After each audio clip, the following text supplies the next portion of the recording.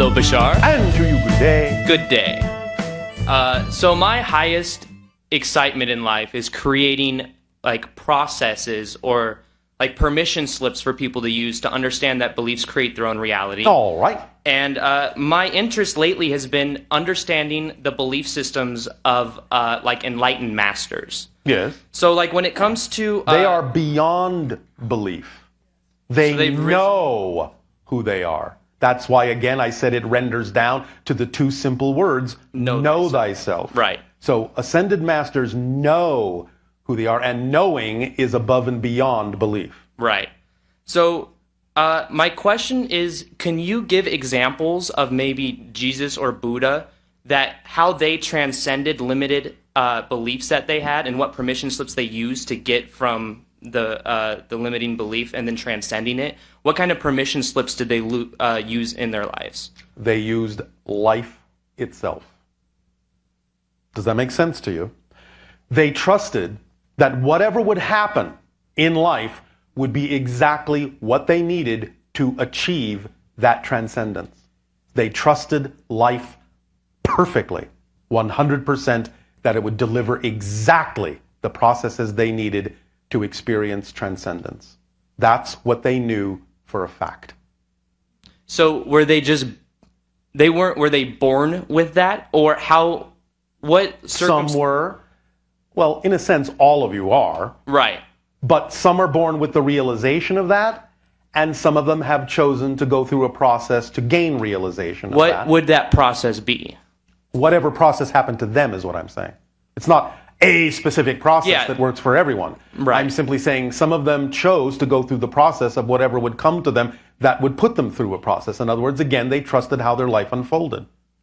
So can you give me an example of of something that happened maybe in Buddha's life or Jesus' life that got them to go to transcend that, to know thyself? That's something... Well, being nailed to a cross did it.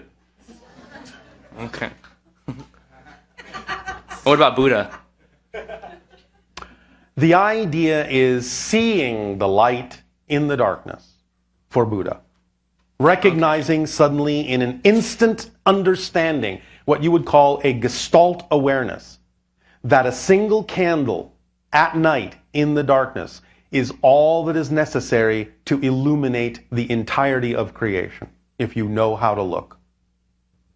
Okay, thank you. Now, I was being a tiny bit facetious with the idea of being nailed to a cross, but only a tiny bit. Because what we are actually saying is they were willing to allow themselves to be taken to extremes to actually transcend past the idea that any of those things can actually affect who you really are as an eternal, indestructible being. So that was the process that was allowed there. I see. Yes? Yes, thank you. So when it comes to my feeling as I've been studying... No, one moment. Are you sure? Oh, all right. We are being asked to ask you, this may come in the form of what you call a joke. What were Jesus' last words on the cross? Nailed it.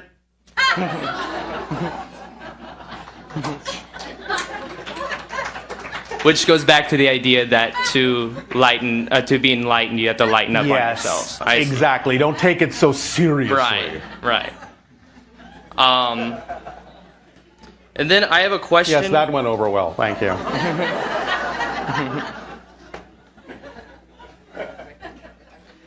And then in the prior transmissions, you've talked about how the... One moment. Isn't it interesting that nobody asked who you are? Just plowed right ahead. Who are you? The one that gave the joke was Jesus. Oh, right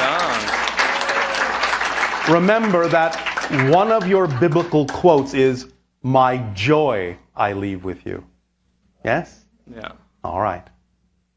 So now you may plow ahead. Thank you. And then on a different topic, when it comes to, you were talking about how the Yael will be the first hybridized race that we come into contact with. Yes. Is there going to be any race before that that's not hybridized, or is it? Yes. What? Don't ask who. I can't tell you. All right. But good question. Now. And then my final question is about the moment of now. Yes. One thing that really changed in my life was when I read the book The Power of Now by Eckhart Tolle. Yes. Totally. When I read it, I had a shift where then I realized that the only moment that does exist is now. Yes. But at the same time, I thought about it later, and isn't that at some level, even though it is true, isn't it still a belief in itself? Or is it No, transcended? it's an actual description of the structure of existence and one of the 5 laws. Remember? Laws are the laws. They are not beliefs. They are a description of the structure of existence itself. I see. Yes.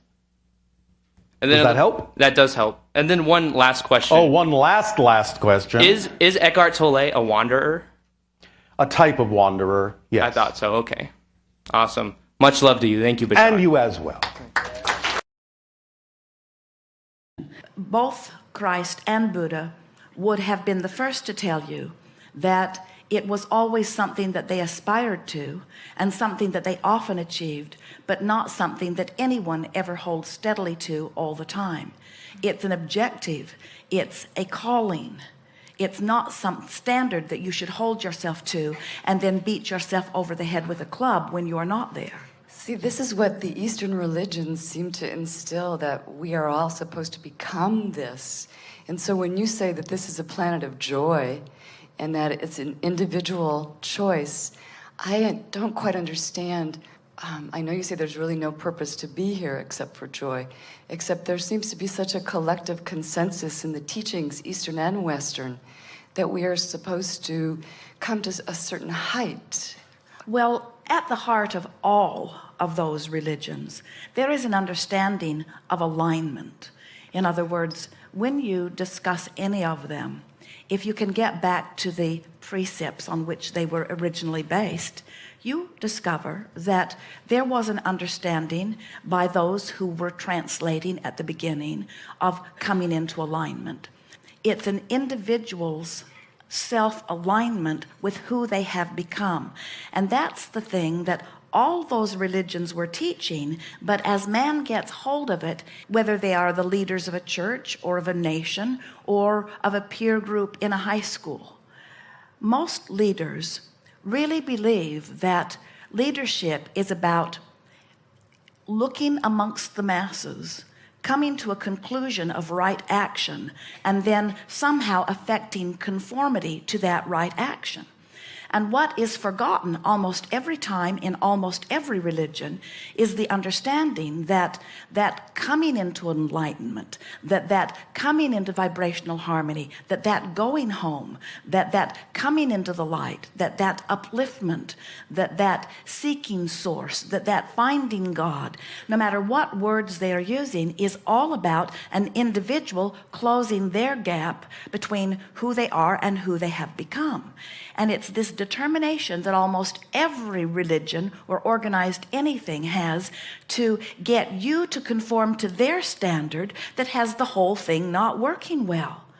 Don't you find it amazing that all of these supposedly enlightened people who are now trumpeting the leadership of all of these supposedly enlightened religions are using their disagreements with other religions as their basis for destruction of one another? Where do they find that in their scriptures or in the basis of that what they teach? There is a huge misunderstanding, and it goes like this. It says, I want to be good. Everyone has that at the heart of their request. I want to be good. Therefore, I must find the standard that is good and then I will do my best to conform to that. And that's where they all go wrong, because they are saying there is a standard, instead of understanding that if there are billions of people on the planet, that there are billions of standards, because there were billions of intentions as you came forth, and there are billions of exposure to contrast as you've given birth, and there are billions of vibrational escrows that you're reaching for, and there are billions of individual emotional scales that you are turning in the direction of, and there are billions of gaps that are being closed. In other words, you are individually coming into alignment with your source. It's not a source that someone outside of you has assigned to you. When somebody says, for you to be good, you need to meet these requirements that I have established here, we say there is something screwy in their understanding, because right away they are taking your guidance outside of you, and they are trying to control your guidance. They're saying, I hold the keys to your enlightenment, to your upliftment, to your well-being, to your connection with God. You need me. Every religion, without exception, has lost their way on that, because they have stepped outside of their individual understanding of who they are.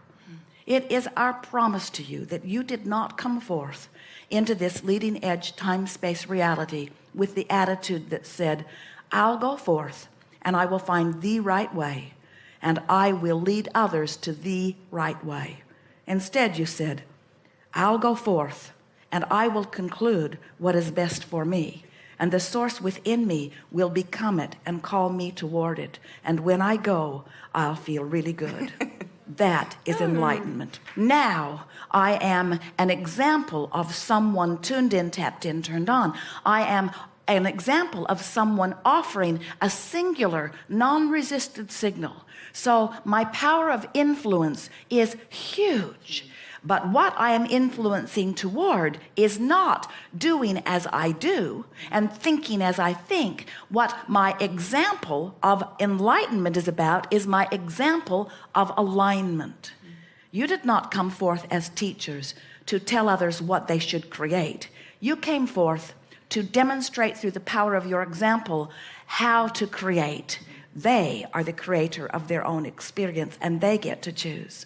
And when you look into any environment that has any form of disruption, whether it is a rebellious 5-year-old, whether it is a rebellious teenager, whether it is a spouse rebelling in marriage, whether it is an employee rebelling under the discomfort of an employer, whether it is a nation unhappy with irrational leadership, whether it is world disruption based upon things going wrong, in every single case, what is at the heart of the rebellion is a natural, personal awareness that you're not the boss of me. A natural, personal awareness that there's a vibrational escrow that's calling me, and when I listen to your call, I'm always off my path. Every time somebody tries to tell you what you should do, what you should think, why you're here, they are leading you off your path. And that's why you go crazy. You can feel yourself not going with the flow. There are so many well-meaning people, but if they would speak more accurately, what they would say to you in their attempt to guide you is, I have not yet discovered my own alignment with my own source, and I'm feeling rather frustrated in my illogical effort to control others so that I can feel better. And I am using you as a guinea pig to see how compliant you would be and how many of my hoops you are willing to jump through.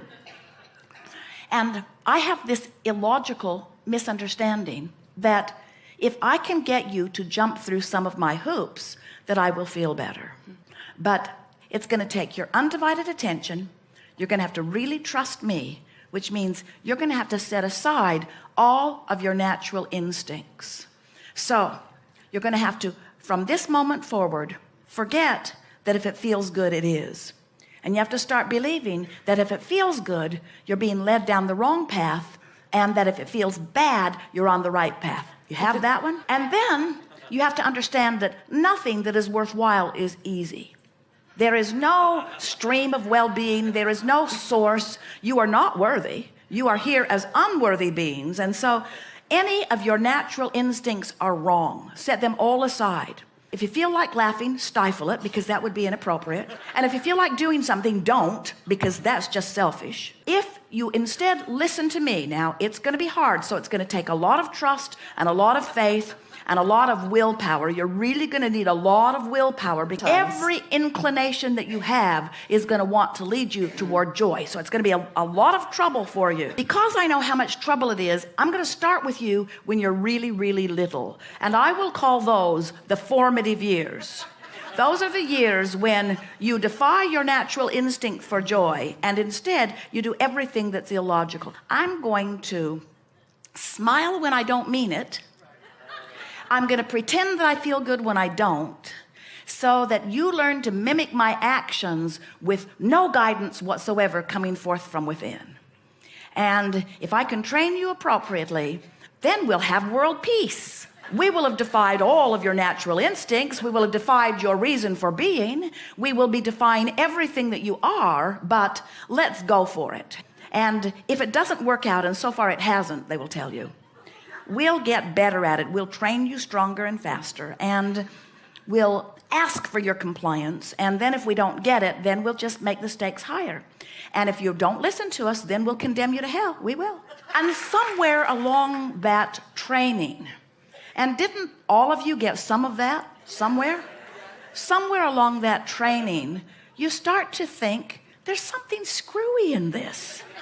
And so then, when you listen to us ramble about who you are and what your true intent was and why you are here and how it is that you've come forth, and you say, why does this resonate with me? And we say, because you remember that's who you are.